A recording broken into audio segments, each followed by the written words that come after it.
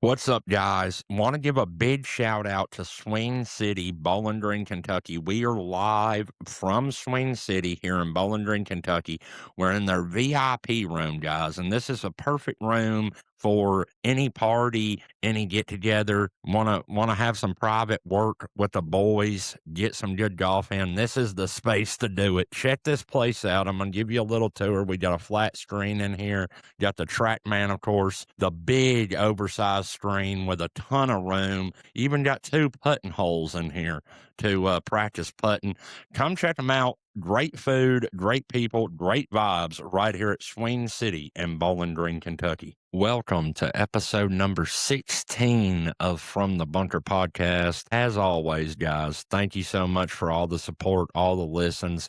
Last week was another banger. Big shout out to Miss Kelly Rudney for coming on, the Women's World Long Drive Champion, and Mr. Forwright Sorry for co-hosting with me. It was a epic episode, and you guys responded, and I appreciate all the love and support. And I hope you enjoyed this one as much as you did the last one, because we got a banger coming up for you. As always, guys, I first want to mention to you that this episode in particular is brought to you by none other than 4Golf Apparel. We've actually got another 4Golf Apparel giveaway up, along with a From the Bunker hoodie giveaway, both on the From the Bunker TikTok page. Go check those out. But as always, guys, if you want some apparel that won't break the bank, but that you can wear everywhere, fit in, have some style, even stand out if you want to, look no further than 4golfapparel.com. Use code From the Bunker at checkout for 10% off, and it lets them know that I sent you. We appreciate 4Golf and everything that they've done for From the Bunker. We have some big announcements coming in the near future, so make sure you're tuning in every week. Let's get right to it, guys. One of the best, if not the best. It's not the best because Augusta's the best, but one of the best weekends in golf was this weekend, and that's the Waste Management Open, and it did not disappoint. If you watched it, you already know it was exciting. It was epic. The fans were wild, and the play was even wild. I mean, Scotty Scheffler comes out first day +2, finishes the weekend one off the lead at 15 under, tied for third. What an epic performance by Scotty. He's the best golfer alive right now. There's just no doubt about it. In a 4-day tournament. Now, one-on-one, Ryder Cup method, something like that, we can debate it. But as far as a 4-day, 72-hole PGA event, there's not a better golfer in the world right now than Scotty Scheffler. Chris Goddard wins for the second time in 2026. He won the Sony Open in Hawaii. He comes back and grinds it out. Was luck on his side? More than likely. But he hung around just enough to force a playoff with Matsuyama. Matsuyama just had a bad break. Fans talking crap, making him back off the ball, missed a terrible putt 2 times. Really. I mean, just missed 2 putts, and that's what it come down to. Chris hit his in the playoff, and Matsuyama didn't. So it was a fun watch, and the best part about it for me, no disrespect to Chris or what they did, but there's not a better story than Scotty. I mean, if he shot even par on day one instead of +2, which, by the way, was like his first plus round in a PGA Tour event in like the last 36 events or something insane like that, or 36 rounds, whatever it was, something to do with 36 and Scotty Scheffler not shooting over par. So if he just, I mean, even if he would have shot 1 over on day one, he would have been in that playoff and probably would have beat both of them the way he was playing. It was a epic show. Something else to mention about that event, our boy Neil Shipley comes up and finally makes his first cut on the PGA Tour this year. Big shout out to Neil. Last thing on the PGA Tour is Pebble Beach, guys. Pebble Beach this weekend, the AT&T Pro-Am, another great tournament down at Pebble Beach. The boys will be back. Make sure y'all are watching that. But speaking of Neil Shipley, let's shift over to the TGL right quick. They actually just got done playing a little bit ago, and history was made. Neil Shipley comes in as an alternate for somebody that couldn't be there for the Bay and winds up hitting the first ever TGL hole-in-one from 110 yards out. Just a ripper spinner back into the hole. Amazing shot. Love to see this for Neil. Gets him going a little bit, gets him some confidence playing with the boys. So watch out for Neil. Shipley makes a cut, goes to the TGL and performs well. I'm just saying, keep your eyes on the boy. The Bay wins big, guys. The Bay wins big. They take down LA 11-5. Tommy Fleetwood and them go down. Tony Finau's on that team. And speaking of Tony, he falls right back off and misses another cut. But what a epic weekend of golf wrapped up on this beautiful Monday night here in Kentucky, where we had 65-degree temperatures today and supposed to be 70 tomorrow. And hopefully I'm out on the golf course while you're listening to this. All right, guys, the first big announcement that I've got for you guys is we've got a new co-host. And this is his first episode. And I've mentioned him a lot on this podcast, talked about him basically since the second episode. Breaking 80 Golf joins the From the Bunker family as a co-host with me. Super excited to bring in Craig, a.k.a. Breaking 80 Golf. If you don't follow him, go follow him. But we sit down for our first interview together, and we actually did this in person, which was super cool. Big shout out to Swing City up in Bowling Green, Kentucky. They hosted us in their VIP room, let us film the podcast from there. And we had on a professional golf caddy, guys, a guy that left corporate America to go chase his dream at 40 plus years old. It's an amazing story. And I'm super happy to have Craig join me to make this his first episode. He is going to be a regular co-host, the regular co-host. Okay. So y'all be ready to learn more about Craig. He will be on the intros most of the time, but he does have a family and things like that. So sometimes he might miss little bitty things, but he will be part of the podcast regularly now. So one clap for Mr. Craig, or golf clap, if you will. And then lastly, guys, just before I let you listen to Mr. Ryan Murray and hear about going to chase your golf passion and dream, just want to mention the Super Bowl was last night. The Patriots went down. I told you the Patriots were going to win. I was wrong. I can admit that. The Seattle Seahawks put on a hell of a performance. The defense played absolutely amazing. Patriots couldn't get really anything going, and they win 29-13. Shout out to Jalen Milroe and the Seattle Seahawks for being Super Bowl champions. Seriously, congrats to the Quails. This team's about to go up for sale. Be the first NFL team ever to win the Super Bowl and then get put up for sale in the same year. And I believe that is going to happen. But not a football show. We are a golf show. And here's the deal. Enjoy this episode with me, Breaking 80 Golf, our new co-host here on From the Bunker, and Ryan Murray. Guys, real quick, before we get into the episode, I just want to talk to you about the Small Creator Scramble. Now, this is a scramble built by small creators, but is for any and everyone. And it's coming up faster than we think. We're about 2 months away. It's April 18th at Crosswinds in Bowling Green, Kentucky. Now, if you want to sign up, the link will be down in the description wherever you're getting this podcast. It is a charity event. The money's going to be donated to First Tee of Kentucky and Cody B. Frankie of 4Play Golf and the PGA is Memorial Fund. So if you want to play or you want to sponsor and anything like that, check out the link down in the description and help support an amazing event. Enjoy this episode. Guys, welcome to episode number 16 of From the Bunker podcast. Today's guest is Ryan Murray.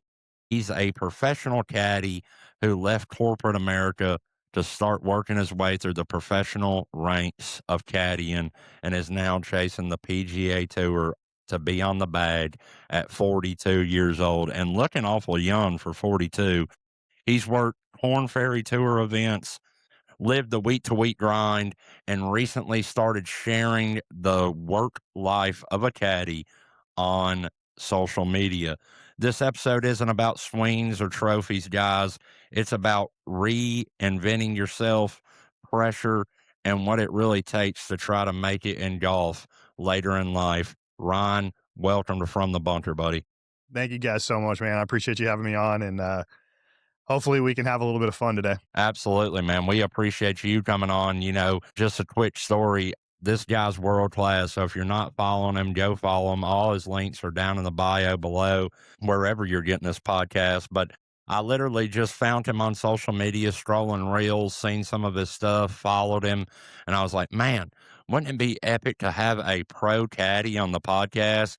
Reached out to him within 24 hours, I would say, maybe even 3 hours. He responded to me and was more than willing to do it. So, really, from the bottom of my heart, thank you, brother. We're going to jump right into it. I mean, for the people who really don't understand golf, how do you explain what you're doing right now? Oh man, um, I'd say the way that I would describe it is the cliche phrase of like living my dream, but I'd say like a more fun way of describing it is flying by the seat of my pants and just kind of taking it one week at a time. I heard that. I know it's got to be a grind just from watching some of your videos, especially like this past 2 weeks where you were down in the Bahamas and, we're looking for a golfer to work with. I mean, I'm sure there's a lot that goes into that, a lot of pressure on your end, like worrying about trying to have to find somebody to work with week to week, right? Yeah, there is, and I don't want to downplay that at all, but I will kind of add to that and just say that I'm extremely fortunate that I'm in a position where I have a super loving and supportive wife that has my back 100%. And I also have the understanding and the realization that if it doesn't work out, like I can always go back to working a normal job if I have to. So for me, there's the pressure and the stress and like the anxiety of, am I going to get hired? Am I not going to get hired? Because I really want to do it like really badly. And it's incredibly fun and I love doing it. But at the end of the day, like, dude, I can go get a job doing anything anytime I want. So like, I don't have the stress of like, if this doesn't work, what am I going to do with myself? Which is really, really nice. And I think that just comes with, the added benefit of being 42 and having already had like an accomplished career for 25 years in my life. So I don't have to carry that burden on my shoulders, which is awesome. Yeah, that's amazing. And make sure to clip that and send it to your wife. That'll get you some brownie points for sure. But you can't see it. She's actually standing behind the camera, like holding a knife right now. So like, I'm just kidding. I've seen a bunch of those videos on the internet, so I believe it. And guys, just real quick to let y'all know, we're at Swing City Golf in Bowling Green, Kentucky, doing this podcast live. Me and Craig are in their VIP room here. Big shout out to Swing City for having us out. They do an incredible job here. They got TrackMan technology, great food, great people, great place. Y'all come check it out, but big shout out to them. So this is our first time going mobile and got our biggest guest so far on. Let me ask you this, man. What does a normal week in your life look like at this stage? Yeah, that's a great question. But a normal week as a caddy on the Corn Ferry Tour, the tournaments are going to start on Thursday and then they're always going to end on Sunday. So generally speaking, if I have to travel or fly or drive to a location, I'm going to try to get there the night on Sunday night. And the reason I do that is because registration for us always opens up on Monday morning at 7 a.m. So if I get there the night before, then I can get a good night's sleep and then I can be where I need to be for the next day on Monday. And then I'll head to the course, usually between 7 and 9 a.m. that first day on a Monday. I'll get registered. So I'll go to the credential office at the golf course that the tour puts in place. And, you log in on an iPad, what's your name, your phone number, your email, who's the golfer that you're working for. They give you your credentials. So they'll give us like, see if I can get it to focus. We'll get these credentials. It's different every week, but like the big numbers on the side right here, they tell you like what areas of the golf course you have access to, what areas you don't have access to. You get like a credential number and then you get your yardage book, which I can always show you one of those if you wanted me to. But once I get my yardage book, I always get like a pin. They give us a sheet of paper, 8.5 by 11 sheet of paper with the pin locations for that tournament the previous year. That way, when we go scout the greens and when we go on the golf course to prepare, we have a really good idea of where the hole is going to be cut on the green. And for anybody that's not really crazy involved with golf and you're maybe just like a casual fan, every golf course, the way the greens are built for professional tournaments, there are only like a handful of locations on these green complexes where they could even cut a hole if they wanted to. So if it's a tournament that plays at a location over and over and over every year, the holes are always going to be in that same spot. If I get a pin sheet and it says hole number 1 on round 1, the hole is 17 yards on and 5 paces off the right. That doesn't mean that's exactly where it's going to be this year, but it does mean that like somewhere in that general area within a few paces, like that's where the hole's going to be. So then when we get out on the greens for practice rounds, the players have an area where they can practice hitting putts or practice hitting chip shots to those areas so they can get an idea of how the ball's going to roll, what breaks there are, how the ball's going to spin if they're hitting a chip shot. If they're hitting a shot out of a bunker, how's that going to react? So they're able to do all that kind of stuff. And, you know, as caddies, what we'll do is we'll take like either a golf tee or we have these like little pucks that simulate a golf hole that are like 4 inches in diameter. And we'll just either stick a tee in the ground in that area where the hole is going to be, or we'll throw one of those pucks down. And then that's what the players are using as their targets when they're trying to putt or chip into those greens. So then once I get checked in, I get my credentials, get my yardage book.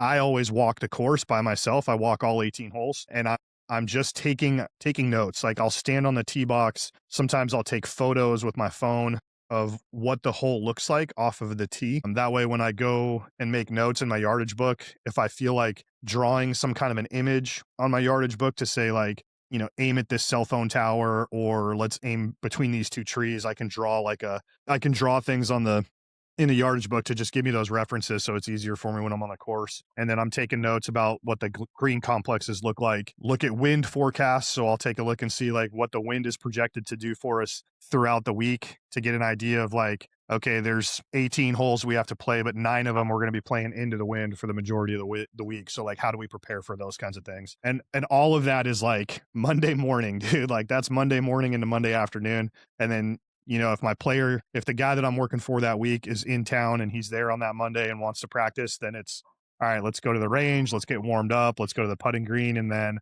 are we going to play 9 holes today? Or are we going to play 18 holes today? And then we go from there. That's awesome. That sounds like a complete, absolute brutal grind. And from, you know, following you on social media, you know, I've seen what you do. And I mean, it's crazy. Y'all put in a crap ton of work that a lot of people don't even think about that goes into a weekly tournament. So that's awesome. I actually was lucky enough to volunteer at the Simmons Bank Open last year, and I was a walking store at Vanderbilt Legends. You might have been there, not sure, but Yeah, I was carrying the bag for a player named Run Uprayong. He's from Thailand. But oh, yeah, I was there awesome. the whole week. That well, we were in the same place and didn't even know it. Yeah. But I was with Sebastian. What was it? Sebastian Kaplan. Yes, I was with him, but I seen one of those pin sheets that you're talking about at the 10th hole and the first hole there under the little tent with the pencils and the scorecards and all that stuff. So it was a super cool experience. The caddies were super, super nice to me, and so were the players. Like they both gave me a ball when they're playing ball. When they got done, come up, shook my hand, thanked me. So it was a great time. I'm looking forward to going back this year. Real fast on that. When you're doing the scouting on the courses, can you use certain apps as well, like the Grit or anything like that, to where you can get an aerial view of the course, or are you not allowed to use that type of stuff? Yeah, so technically there are apps that we can use and there are things that we can use during practice rounds. To be fair though, like the only thing that I'm going to look at when I'm on the golf course like that is just like wind forecast and some other weather forecast stuff. But using like the Grint or Gin or 18 Birdies or any of those kinds of apps, I don't need to use those because I'm literally standing on the golf course. So Yeah. I guess it could come in handy if I was like there are a lot of times where I'm trying to take notes on blind shots. So if it's a blind tee shot or if it's a blind shot into the green and trying to understand what angle we need to take or what target we need to take, I guess I could use it in those scenarios. But for me personally, it just helps to like look at the golf course and be standing there myself. I got you. Great question, by the way, Craig. And Josh, going back to your comment about being like a big grind, I'll say it like this. You guys are sitting at Swing City right now. You guys are at a golf simulator, like indoor golf simulator place. Imagine that your entire job for 6 straight days was to just walk into Swing City and hit golf balls into a screen all day long. Like, would you ever feel like that was a grind? No, I wouldn't. Absolutely not. If I got paid to do anything in golf, I would be pretty satisfied. Yeah. So for me, for 6 straight days, I get to spend all my time inside the ropes. I get to spend all my time on the playing field. I get to spend all my time on the basketball court. You know what I mean? Like I'm right there. I'm in the heart of it. I get to walk on the greens. I get to, see what the grass conditions are like. I'll never get sick of it. And it's never a grind. Like it's so much fun, dude. Like I'm just a big kid out there having a blast. I love that. And I feel where you're coming from because, like, for me, even, I mean, I drove an hour and a half, got up at 4 a.m. just for a chance to, you know, walk and volunteer. I mean, I got paid zero, which I got a badass polo, a hat, whatever. But it was a just amazing experience. And I would have done it all 4 days if they would have wanted me, for free, you know. So I get that. And same thing like with the podcast or with content, just to touch on that, some days I'm up till 4 or 5 o'clock in the morning getting this podcast ready to come out and be perfect and whatever. Same thing with my content, we go above and beyond to try to make good content. So I love that too. And as much as I put into it, it never feels like work at all because it's, something that you love. So I think that'll help you. I think somebody that has that passion, you know what I mean? Having that passion for something like that is priceless. Is priceless. And I'll say too, from a caddy's perspective, we love having volunteers out on the golf courses for the tournaments. The walking scores are usually super awesome. Depending on how our day is going, we're going to be more interactive and more talkative. And then other days we're just going to leave you guys alone and we're going to be focused on our own world. But I would say to anybody that happens to listen to this, if you ever have an opportunity to go be a volunteer at a Corn Ferry Tour golf tournament in specific, you should absolutely do it because these are literally some of the best golfers on planet Earth. And you get to watch them from inside the ropes if you're a walking score, or you get to watch them like firsthand right next to them. And I can also say that there are a lot of tournaments that we go to where there are not enough volunteers and we could use more for sure.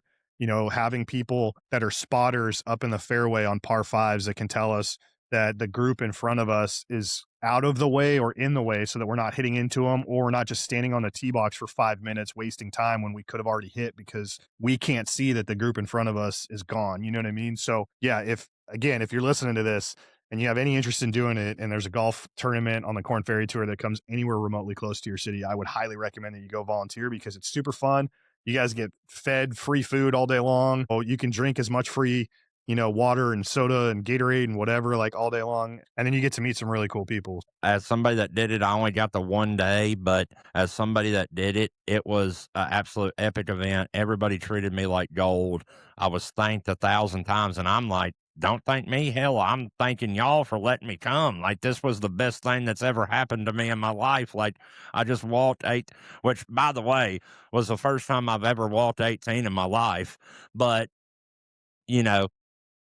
I'm not a very volunteer walker, if you will, but I was that day, baby, and it was just amazing to see. I mean, it was an absolute unbelievable experience that I never forget, and look forward to coming back to the Simmons Bank this year. And they, I think the Tennessee Golf Association, whatever, runs the volunteers for the Simmons Bank has now been asked to take over the Knoxville tournament as well. They had sent an email out, so I'm hoping to get out there this year as well. But let me ask you this. Does this still feel like a temporary chapter, or is it starting to feel like, you're building a career here? It never felt like a temporary chapter for me. My mindset going into this was always like, this is what I want to do for the next 40 years of my life kind of a situation.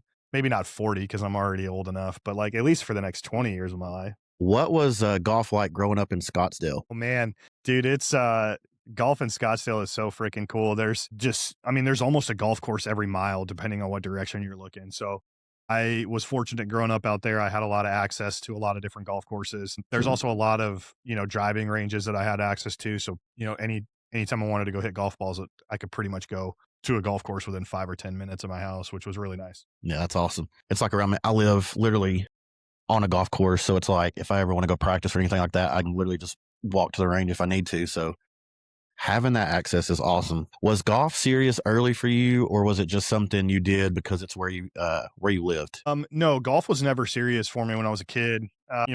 My grandfather passed away when I was really little. I think I was maybe only 3 years old or 2 years old when my grandfather passed away. But I always remember growing up, my mom used to always tell me about how much my grandfather used to love playing golf. He and my grandmother lived on a golf course in Sun City West in Arizona, if anybody's familiar with that spot. And, they had a golf cart. My grandfather played golf literally every single day. Apparently, he used to play golf with Chichi Rodriguez back in the day. Anybody that's a little bit older listening to this is going to probably know who Chichi is. He's the guy that used to make putts and he would swing his putter around like a sword and like throw it in a sheath on his side. Just full of character. But yeah, so when I was a kid growing up, I grew up playing baseball actually. Baseball was like my heart, it was my passion. And to this day, now that I'm older, I look back and I think the only reason that I was so passionate about baseball was because my grandfather wasn't around. And I feel like if my grandfather had not passed away at such a young age for me, I probably would have grown up playing more golf as a kid than I did baseball because he probably would have wanted to do that with his grandson. I have to imagine, right? I first started picking up golf around the age of 10, and it wasn't until I was probably 18 to 21 years old that I actually started really taking it serious and playing more. So yeah, I never really played much golf as a kid. I think before I turned 18, I maybe only played a 18 hole round of golf like once or twice. Did you ever picture yourself working in golf back in the day? That's a good question. No, not golf specifically, but when I was younger, because I had such a huge background in golf, I had it in my head to be a professional I had such a big background in baseball. It was always in my head that I was going to become a professional baseball player. And then I hit an age where reality actually became reality. And I realized that that was not going to happen. I kind of shifted focus. And when I graduated high school and I went into college, I had the idea of still playing baseball, which quickly faded and turned into, I'm going to go to school to be a sports agent. And so I figured like, I knew I couldn't actually become a baseball player, but maybe I could become an agent or like a PR rep for professional athletes. And I thought that would be super cool.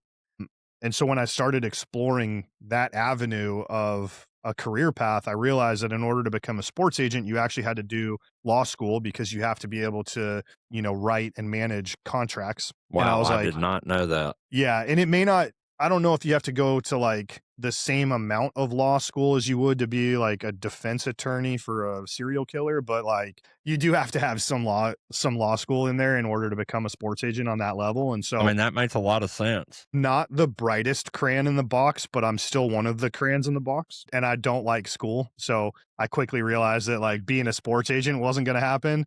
And so then I was like, well, I like talking to people. I feel like I'm kind of charismatic and I enjoy that aspect of it. I can kind of spin things in certain ways. So I was like, maybe PR would be the next route. And then my third semester of college, so like the beginning of my second year of college, I realized how much I hated school. And I was like, I'm done. I'm not going to school anymore.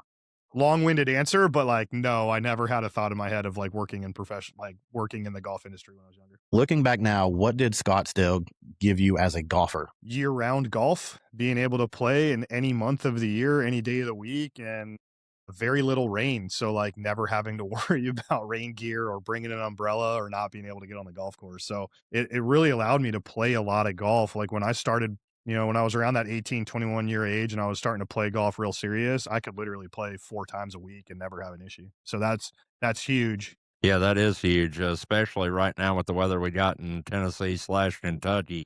Scottsdale's sounding pretty damn nice right about now, boys. Yeah.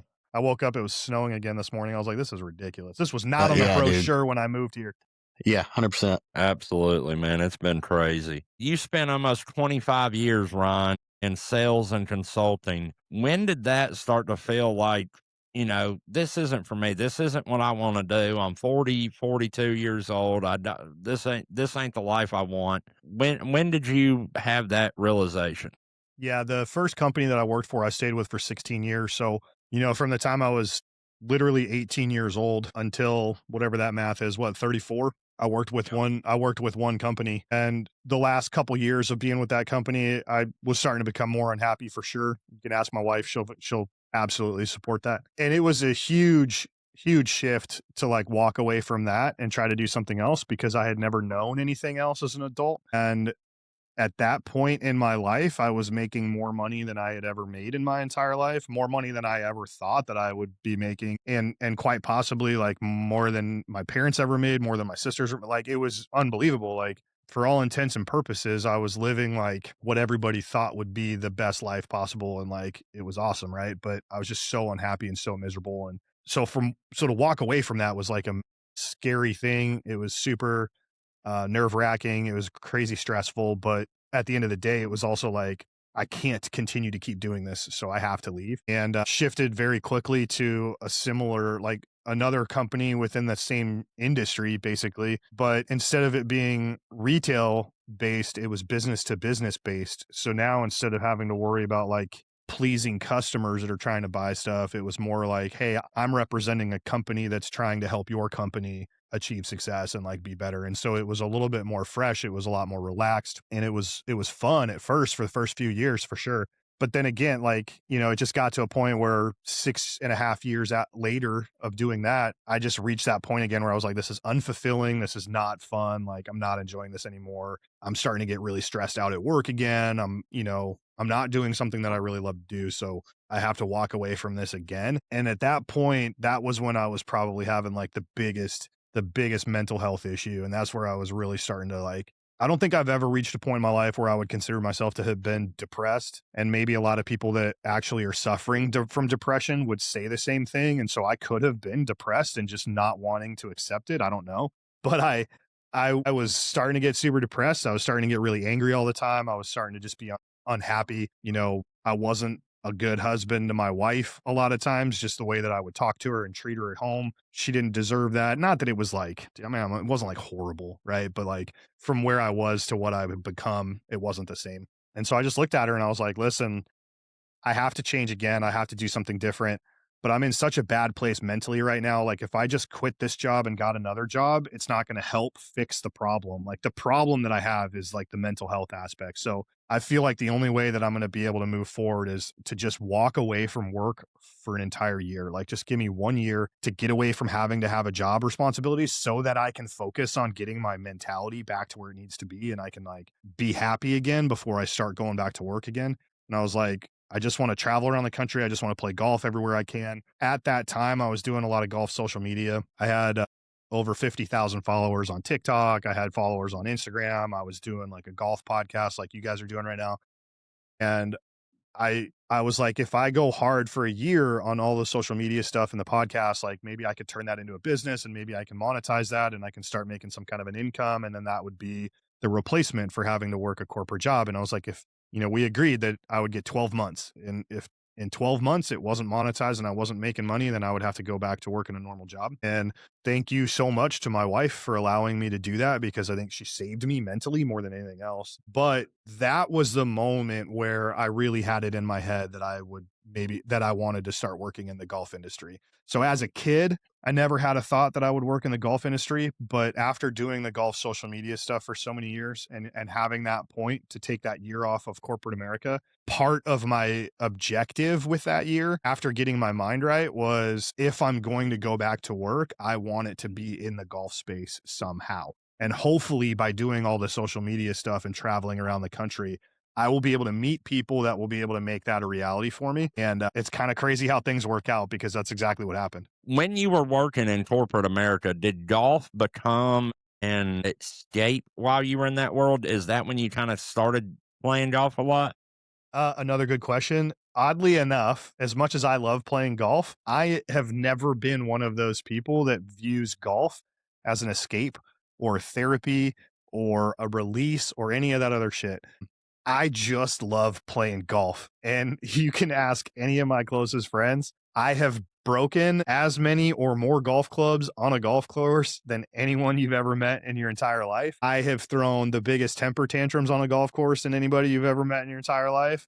So for me, it definitely is not therapy or any kind of an escape. It's just, I love being competitive. Like I tell people, I've been telling people this my whole life. I'm so competitive, I won't let my grandmother beat me in a board game. So the thing I love about golf is like the only person that you're competing with on any given round of golf is yourself.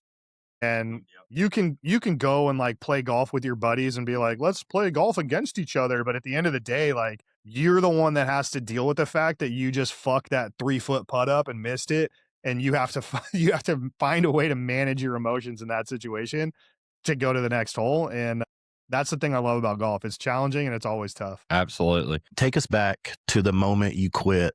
Was it planned or was it more emotional? Good question. It was, all honesty, it was more emotional. I guess both times it was definitely more emotional. The second time was a little more planned and a little bit more thought out. The first time was like, go fuck yourself, I'm out of here.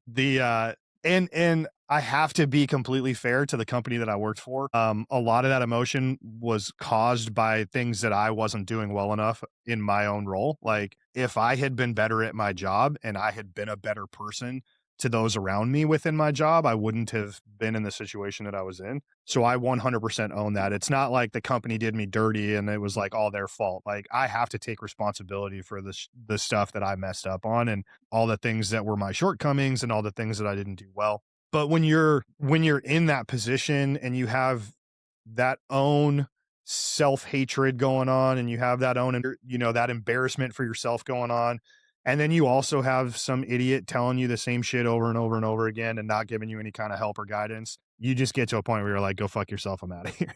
Did the freedom ever turn into fear or uncertainty? 100% uncertainty the entire time. The only thing I was certain about was that I was going to go play golf wherever I wanted to. But other than that, like 1,000% uncertainty. Like I had no idea what was going to happen. Fear, no, like never any fear, because again, I go back to incredibly supportive wife. She had my back for better or for worse, whether she wanted to or not, she did.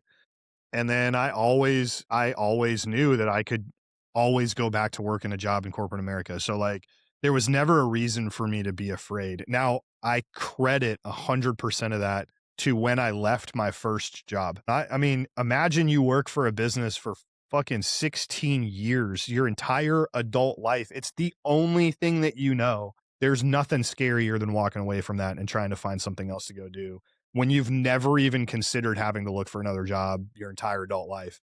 And having survived that scenario and having made it through that scenario on the other end, much happier and much more satisfied with who I was and where I was at, it made the decision to do the taking a year off to go play golf so much easier because there was no more fear at that point. It was 100% the knowledge of I've already gone through this and I know that I'll find another job if I have. All right, real quick. What course during your little 12-month freedom tour, what golf course was your favorite one to play? God, man, I hate this question so much. Yeah, you knew it was coming. I hate this question so much. It's so tough. Dude, that's tough. I would say that I can't just pick one, man. I can't just pick one. Is there a favorite state? Like what state do you think has the best golf? Again, dude, it's so tough, dude. All right, here are the golf courses that I've been able to play. 2 different golf courses on property at St. Andrews. I've played Tobacco Road in North Carolina. I've played Harbor Town multiple times. I've played the stadium course, TPC Scottsdale, a dozen times. I've played every golf course at Pebble Beach. So I've played Pebble Beach, Spyglass, Spanish Bay. I've played the par 3 course at Pebble Beach. I have played Royal Dornoch in Scotland. At the time, it was the number 2 ranked golf course in the entire world. I've played TPC Sawgrass now, the stadium course. Like the courses that I've been fortunate to play golf at are some of the most phenomenal golf courses. There's a golf course in the Dominican Republic called Punta Espada. It's a Jack Nicklaus designed golf course. It's right along the Caribbean Ocean. One of the most epic golf courses I've ever played in my entire life. They only run 1 tee time every hour. You're the only one on the golf course. You never see anyone in front of you. You never see anybody behind you. It was just me playing golf by myself with a caddy and my wife hanging out with me. And I remember making a putt on a green that's on the ocean in the Caribbean with the most crystal clear, amazing blue water you've ever seen in your life. And I'm taking a picture with my wife on the green. And when I turn around, a groundskeeper had chopped a fresh coconut off a palm tree and hacked it open and given it to my wife so she could have like fresh coconut water. Like where am I kind of feeling, you know what I mean? Surreal. Yeah. So for me to pick like one golf course that was like my favorite, it's just so tough because I have so many favorites. But I will say the one golf course that I mean, I've played Purcell Farms down in Alabama. I've played RTG I want to go courses in there. Alabama. Yeah, sick. That's on my bucket list.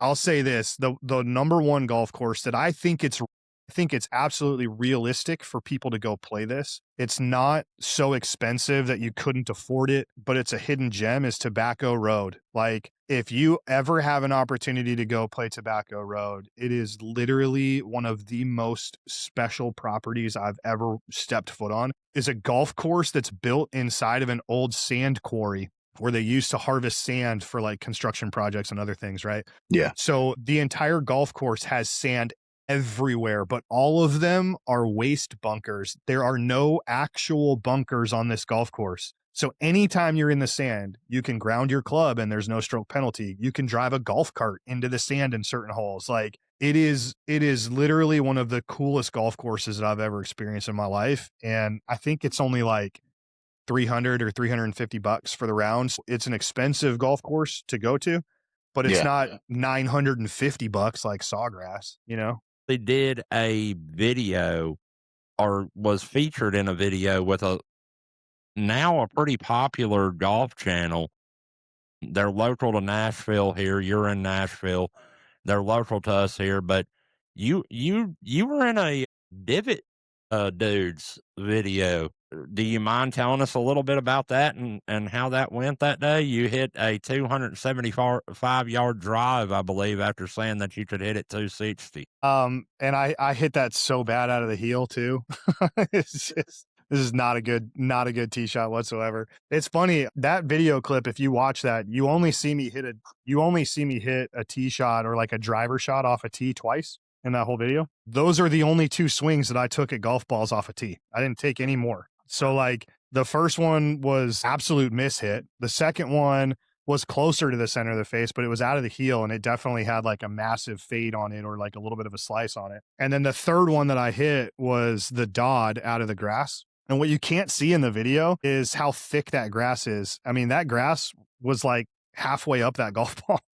Like the ball was sitting down. It was almost like hitting out of the primary cut of rough, basically, instead of hitting out of a nice fairway. And when you hear Connor in the background, he's like, when he says that he's shocked and he's like, I can't believe that ball got off the ground. That is a genuine reaction to that golf shot, because if you'd have seen the lie that I was hitting that thing out of, there was no way that this thing was ever going to get in the air. So they were absolutely shocked. But the whole reason that video even existed in the first place was because I had met them on that year of like taking time off and just doing social media stuff. And I don't remember exactly. I think the first time that I met them in person in Arizona during the Waste Management a couple years ago, I went to the Good Desert Open that they did a couple years ago. And those two guys were playing in the event, and I was just going out there to watch and like maybe get some like behind the scenes content and stuff. And, I ended up meeting them out there and I kind of talked to them, and then we stayed in touch from that point going forward. And they had asked if I could, last minute, they were like, hey, we need another person to hold a camera for us while we're filming this video. Would you mind coming and helping us? And I said, yeah, absolutely. I had no intentions of being in a video of theirs whatsoever. Like my whole focus for that day was to just go to the golf course and hold a camera for them and just help them get some video clips. And when I got there and they were on the range and they were doing, the guy that they were filming with, I think they may have done like the intro was like him hitting golf balls on the range. And then they asked him to go and like film the video. And they looked at me and they were like, hey, do you want to do the how far you carry your driver video with us while you're here? And I was like, yeah, sure, absolutely. And I told them that I could hit a dod. And I was like, it might be kind of funny, like if one of the shots that I hit is like a driver off the deck and I can kind of like call out CBA Golf, like the Dod King. And they were like, oh yeah, that'd be sick. So like the beginning of that video was me practicing hitting dods off the ground just so that they could get the intro of like, oh dude, look at this guy practicing dods. You know what I mean? Yeah. And That's then, awesome.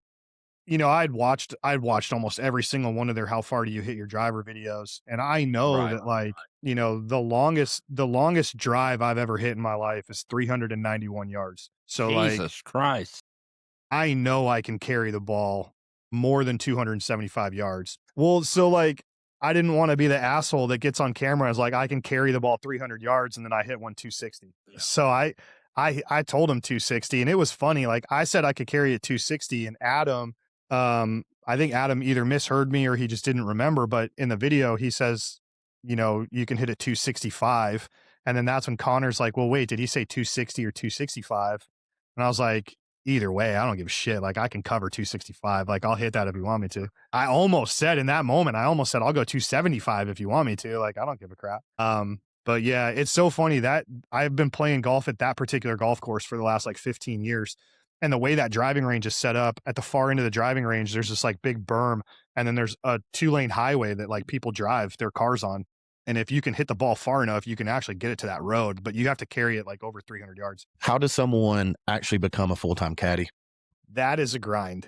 If you just want to be a caddy at a country club, or if you just want to be a caddy at like a local golf course, that's pretty easy. There's a company called Caddy Master that provides caddies to private clubs or like local public clubs all over the country. So, if you really want to be that type of caddy, we call them like club caddies. That's the best place to start, because you can literally get put at any golf course in the country if you get on with them, right? Other than that, like, if you just wanted to be a caddy at like a local country club, if there was a golf course that was near you guys that had a caddy program, just reach out to the caddy master at the golf course and ask if they're hiring caddies, and just be like, "Hey, dude, I've got golf experience. Like, can I come be a caddy for you guys for the summer?" And almost every single club out there is always looking for caddies. So it's actually pretty easy in that regard.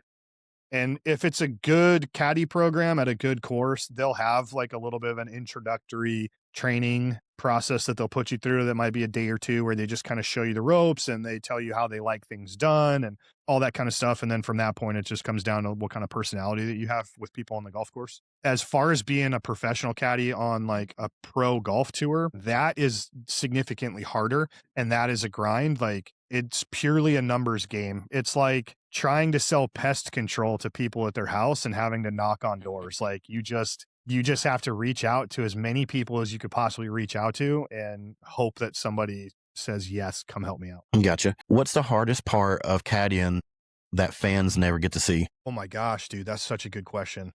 I don't have this problem so much anymore because I've been doing it for long enough now that I've kind of gotten over it. But I'd say the one thing that fans would never understand, never experience, and never get to see is the nerves and the anxiety of being the guy standing right next to your player when they're hitting a golf shot, and knowing how important each golf shot is, and knowing that you are 100% not in control of the result of said golf shot. Like, I remember the first tournament that I ever caddied for James Liao. I talked about him on one of my clips here recently on my social media. It's first stage of Q school, massively important event for this guy. I had never caddied for a professional golfer before, and we're standing on the first tee, and I am damn near shaking because I am so freaking nervous about whether or not his tee shot is going to land in the fairway. It is nerve-wracking, dude. And then Did like it land the in the first time, fairway? yeah, it did. And then like That's the good. first time that you get the first time that they have a birdie look and they're putting for a birdie, and you just have to stand there and watch it happen. Like, I don't have kids, but I think the best way that I could explain that is if you had a kid that was playing basketball and they had to shoot a free throw to win the game. As a parent, like, you'd probably be a nervous wreck that you just want this shot to go in for them and you don't want to watch if it misses. You know what I mean? Oh, I get that. I have twin girls who are 6, okay? And we practice all the time. Okay. So my little girl, my other one's a cheerleader. She don't really want to do the sports, whatever, but Adley, we practice and she crushes. Okay. She can hit a softball far. We get in a game and she is so, like, her anxiety is so high that she just swings as soon as it's released. And trying to get her to, like, I'm like, "Baby girl, just wait on the ball." Like, we do it all the time at home. And she's like, "Nah, fuck it. I'm running to the dugout." Like, I want her so much just to hit the ball in a game and run to first base. Hasn't happened in 3 years, but we're still going to try. You've worked 14 Corn Ferry events last year. What is the lifestyle really like there? Oh, yeah, that's a good question. I guess it's kind of like any other job that you have if you have to work on the road. You're away from home for an entire week. I think the longest stretch that I had last year was 6 weeks away from home straight. We Damn. had like 6 straight tournaments, and Yeah, I that's rough. I wasn't home for 6 weeks, and that started to really wear on my wife, and she was starting to get really lonely, so she definitely does not like me being gone for more than 4 weeks at a time.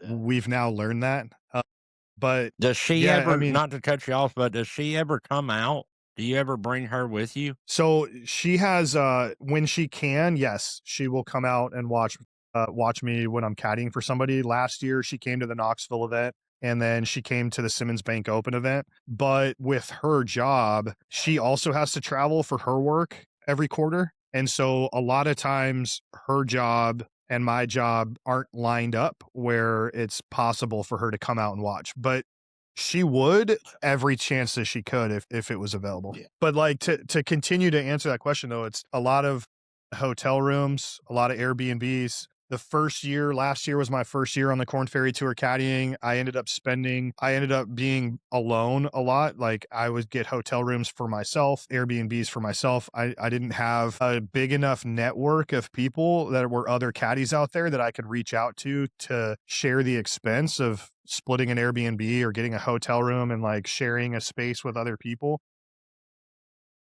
So I think there were only 3 times last year out of 14 weeks where I was able to actually share a hotel or an Airbnb with other people to kind of cut down on that expense. This year, I've already started out like I've got at least one person that I've been able to already coordinate shared housing for like the first 6 tournaments. So it's been really nice to like have that built up network now where I can actually like reach out to a few different people and be like, hey, like for example, in a couple weeks, February 1st, I'm going to be flying to Buenos Aires, Argentina.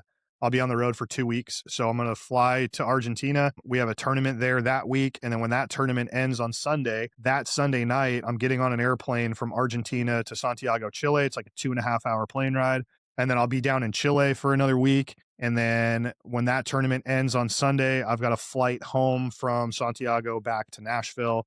And I have 2 guys that are going to split housing with me. So I booked an Airbnb in Argentina for the 3 of us. And then I booked an Airbnb in Santiago for the 3 of us. And I think we have enough space where like we might even be able to get 1 or 2 more people in each of those homes. So if people need some, place last minute, there's more people in a house, but it also makes it a lot less expensive for all of us. So it's just constantly like going, right? Like, I mentioned earlier, I'll get to a place the Sunday before the tournament starts. So like the thing that we have to pay attention to is when you're flying to South America from the United States, all the flights from here are going to leave on an evening, and then it's a 10-hour plane ride to get to where you're going.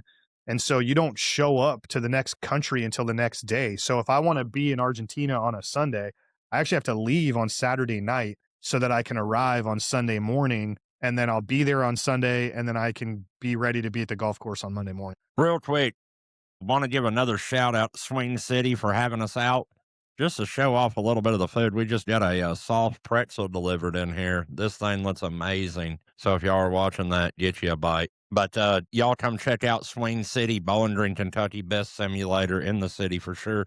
I wanted to ask you this, and I didn't have this wrote down, but I am very curious about it. And you don't have to go into a ton of detail. I'm just kind of wondering how this works. So you're talking about renting the hotel, renting the Airbnb, things like that. I know, like in the Bahamas, you were like up in the air about kind of having somebody to work with. And then at the same time, the person might not make the cut. You might only work with them for 1 or 2 days rather than 4. How does that work? Are you paying for all this stuff out of your pocket? Are you losing money sometimes taking this or chasing this dream? Yeah, I mean, that's 100% a possibility for sure. All the travel that I've booked to this point, as far as like places to stay, I've booked that travel on my credit card.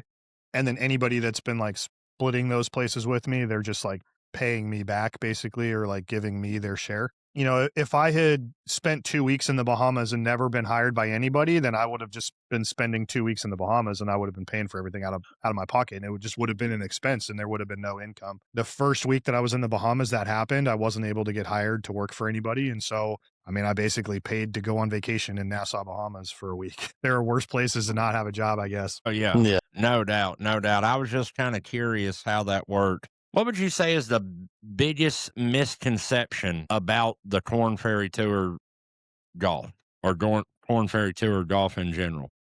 That the guys that are playing golf on the Corn Ferry Tour are not as good as the guys playing on the PGA Tour. I think that's the biggest misconception. And I'm probably going to ruffle some feathers by saying this, but I actually truly believe that the talent pool on the Corn Ferry Tour is deeper than the talent pool on the PGA Tour. I think it is significantly more difficult to win a golf tournament on the Corn Ferry Tour right now than it is to win on the PGA Tour, in my opinion. You hear it all the time. Like people say this about the PGA Tour, like any one of these guys on in the field can win on any given Sunday, right? Like you hear that all the time. They talk about it on CBS, they talk about it on Golf Channel, like every commentator is like anyone in the field could win. I'm not trying to be an asshole and I'm not trying to be arrogant and I'm never going to say never. Like, yes, technically speaking, anybody in the field could win. But if we're being 100% realistic, dude, there's like maybe 20 dudes on the PGA Tour that can win a tournament any week. And that's it. Like, and there's no hate to anybody playing on the PGA Tour, but like, I'm sorry, man. Like, if you're playing against Scotty Scheffler any given week, if you're playing against Justin Rose the way that he's playing golf right now, Yeah. like, Yeah. I mean, you're as playing we're against, filming this, he's 22 under. dude, like, you know, you're playing against freaking Adam Scott and Jason Day and like Xander Schauffele and Colin Morikawa when he's playing good. Like, you're playing against these dudes. You really think anyone's going to win that week? Like, no, dude. But, and this might sound contradictory because I'm saying that it's harder to win on the Corn Ferry Tour. But if there was ever a scenario where that phrase rang true, where anybody in the field could win this week, it is absolutely on the Corn Ferry Tour. Like, you have 156 dudes in that field, and absolutely any one of those 156 guys could absolutely win that tournament. Why chase this dream now instead of earlier in your life? Dude, because I didn't know it was a reality earlier in my life. I had no clue like that this was really something that I could have done. Man, it's like I don't live with regrets and I don't ever want to like go back and relive my life. But if some Freaky Friday shit happens and I get a chance to go back to being a kid, I'm absolutely going to be a caddy from a younger age. It's so freaking cool, man. And it is way more realistic of an option for people than you realize. And if I had known anytime sooner in my life, I would have absolutely done this way sooner. All right. We did this with every guest that we bring on. It's called Rapid Fire from the Bunker. I'm going to ask you a series of rapid fire questions. Just give me the quick answer that comes to mind. First one is favorite course that you worked. Favorite courses I've worked is PGA Riviera Maya in Tulum, Mexico. Got to work that last year. That place is unreal. Sounds awesome. Toughest golfer personality wise. Toughest golfer personality to work with. I've been really fortunate. I haven't worked for anybody that's super difficult, but I'd say if I ever worked with somebody that was like verbally abusive towards me because they weren't playing well, like that'd probably be like a no-go for me. What's one thing a regular golfer misunderstands about the tour golf? Regular thing that guys don't understand about the tour golf, how much fun these guys have every single week when they're on the golf course, especially during like practice rounds. Best advice you've ever received? Wow. Most recently, probably a putting tip that I got. I caddied for a player named Charles Hunsinger. He had conditional status on Corn Ferry last year. And towards the end of last year, he had played his way into the DP World Tour Q School Finals just outside Barcelona, Spain. And he flew me out to Spain to go caddy for him for like 10 days. One of the days we were just practicing on the putting green. He was doing some drills. He was working on stuff. And we'd been practicing all day. And it just got to a point where I wanted him to have a little bit of fun. And I thought it would be cool if we did a putting contest between me and him, because one of the things that he was working on was like reading different breaks on his putts. And even though he'd gone through all his drills, I thought it might be a fun thing to like go around the putting green so that we would be giving him all different types of reads that he would have to work his way through, knowing full well that I'm going to get my ass absolutely handed to me because I'm trying to like have a putting contest with a professional golfer. But he gave me a putting tip that day. And the very next time that I had an opportunity to go play was at TPC Sawgrass. And I literally had one of the absolute best putting rounds of my entire life, to the point where the guys that were in my group that I was playing with, like random strangers, were like, dude, you're the most incredible putter we've ever played with. Like, you're putting lights out. And I was like, I've never heard that before. So it was a putting tip from Charles Hunsinger. Shout out, Charles. That's awesome. One thing you'd tell your 25-year-old self. One thing I would tell my 25-year-old self, just don't be afraid of change. If you're unhappy with what you're doing, find something else to do. Everything's going to work out. It's going to be fine. Love that. Love that. You're officially out of the bunker, man. I got a couple closing questions for you. For someone listening who feels stuck, they're stuck in their job, they're scared to take that leap. What's one thing that you'd let them know?